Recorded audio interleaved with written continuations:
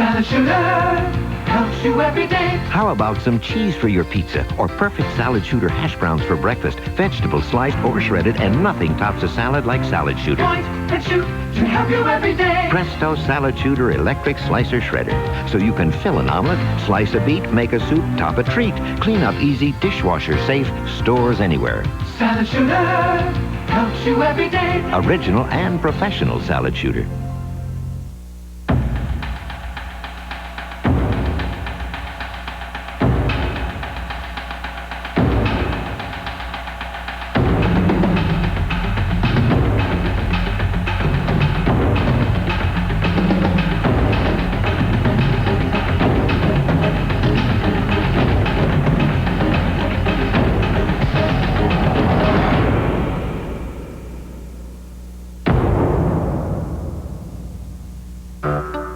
All dairies go a long way to meet high industry standards.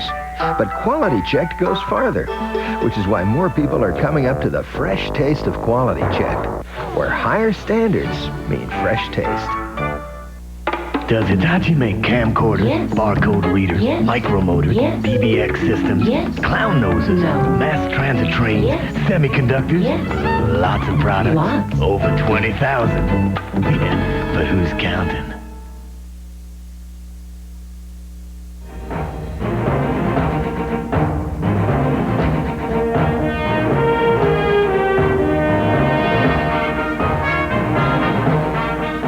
On this election night, with so many close races to keep an eye on, we are not just looking, Bernie and Bill, at the raw vote totals. We're also looking at interviews that were done with voters as they came away from the polling places today. And Bill Schneider, you are keeping a close eye for us on what these voters were telling the people who were asking the questions. And we can find out why certain candidates won and why they're not doing too well. Let's look at Massachusetts. Ted Kennedy won that state. Women voters in Massachusetts, there were just over half the voters, voted for Kennedy 62-38 over Mitt Romney. And as we can see, they provided his margin of victory because among men voters in Massachusetts, it was a tie. Women were the key to Kennedy's victory in Massachusetts. Another reason why Kennedy won, 58% of the voters in Massachusetts approved of President Clinton's performance, and they voted about 4-1 for Kennedy over Romney. This is Clinton's best state of all the states we exit poll today, and that was another reason. That's where Clinton's support helped Kennedy immensely. Now let's look at the state of Texas, where Ann Richards and other Democrats in trouble. Among women voters there, Richards has a very narrow lead over George Bush. She did 19 points better among women the last time she ran in 1990. Men are voting 57% for George Bush. Now, the 1992 Perot voters, remember that Perot endorsed Ann Richards, campaigned with Ann Richards. What happened to the 1992 Perot voters in Texas? They're voting for the Republican, for George Bush. They're not following the lead of Ross Perot in that race. Another reason why Ann Richards is in trouble. And finally, in Tennessee, Jim Sasser was defeated for re-election. Why? Because the top issue in Tennessee was the voters felt it was time for a change. That was the top issue, and almost all of them voted for the Republican candidate, Bill Frist, who won that election and defeated the incumbent. Judy? Right. Let's go down to Bruce We're interchangeable. Morton Go at the ahead. Senate desk to take a closer look. Bruce? Bernie, first of all, a look at Massachusetts. On a night when so many Republicans are winning, it seems only fair to pay a little attention to Massachusetts, where one of the aging Democratic lions, Edward Moore Kennedy, has won another 6 years. Kennedy, pouchy, paunchy, looking so bad, in fact, that one critic referred to him as a manatee in a suit, nevertheless managed to win. He was helped by the debates, which proved he'd set very low expectations that he could speak a sentence in English. But what really started to turn the campaign around was when he began running negative ads against his Republican opponent, Mitt Romney, the Kennedy-esque looking one in this race, attacking what had been one of Romney's strengths, his ability as a businessman who was creating jobs. I'd like for him to show me where these 10,000 jobs that he's created are. I don't think Romney's creating jobs because he took every one of them away. I'd worked there 30 years, and I never dreamed that I'd lose my job.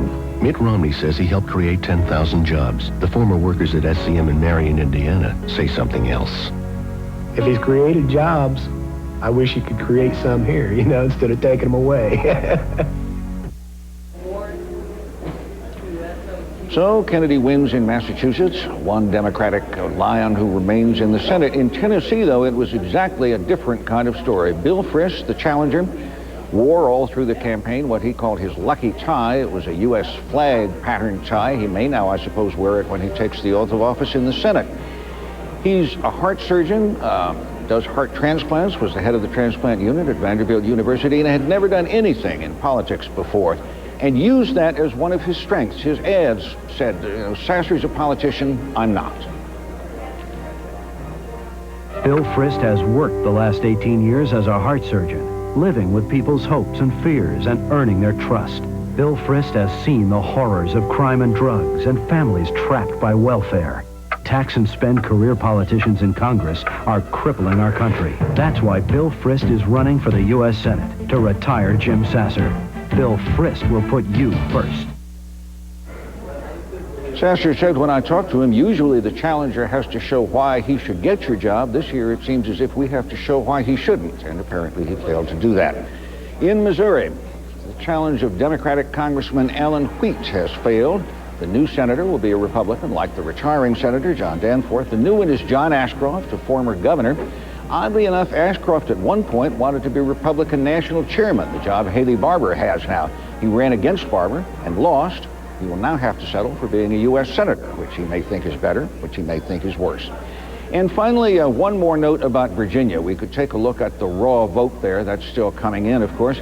But as you can see, with 31% of the precincts reporting, Rob has a narrow lead. That doesn't really mean very much. There are a lot more precincts to come, and without knowing exactly where those votes are coming from, it's hard to tell what the numbers mean. Rob, we do know, is running well where he was expected to in the Washington suburbs and around Norfolk. Rob is running well where he was expected to in the Richmond area and in the western part of the state. That one remains just too close to call. Now, back to the national desk.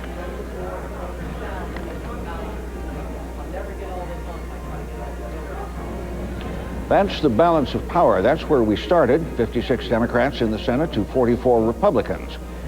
Here's what's happened so far. The Republicans have gained 5 seats. The Democrats obviously have lost 5. 21 are undecided.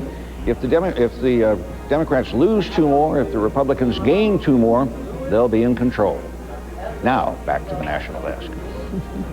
Thank you, Bruce. And on a night when so many Republicans should be singing happy days are here again, one Republican who worked for Democrats, David Gergen, is not singing. He's very unhappy.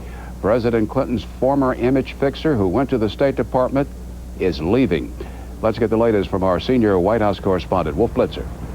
Well, Bernie, we've known now for several days that David Gergen was going to retire, was going to leave the Clinton administration and go teach at Duke University in North Carolina. Today, the White House has released the exchange of letters between Mr. Gergen and President Clinton. In Mr. Gergen's letter, he writes to the president that he is very disappointed in the lack of bipartisanship that developed over this past year. There were a few examples of good bipartisan cooperation, especially involving NAFTA. But on the whole, Mr. Gergen writes that many other times the acrimony and anger have reached what he describes as new lows in Washington.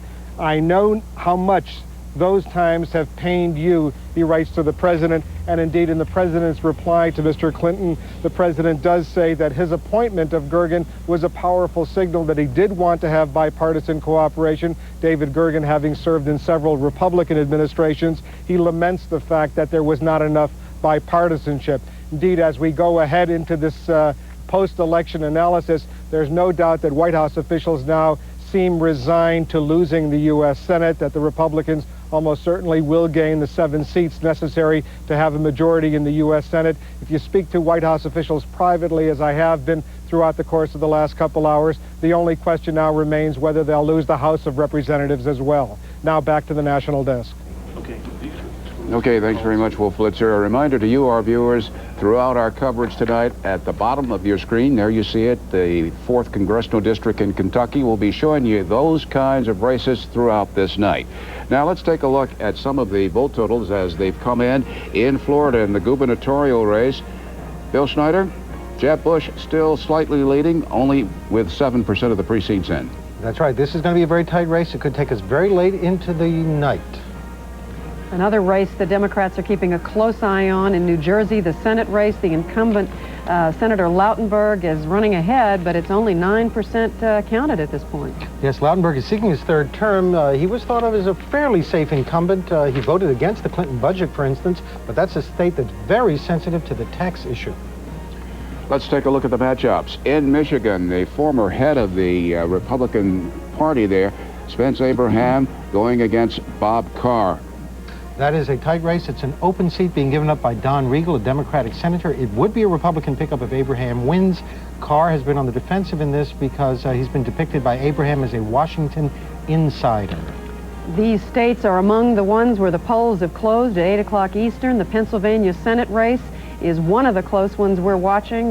Incumbent Harris Wofford is being chased by the Republican Rick Santorum. Wofford, you remember, won a dramatic special election victory in 1991 on the health care issue, beat Attorney General Dick Thornburg. The pre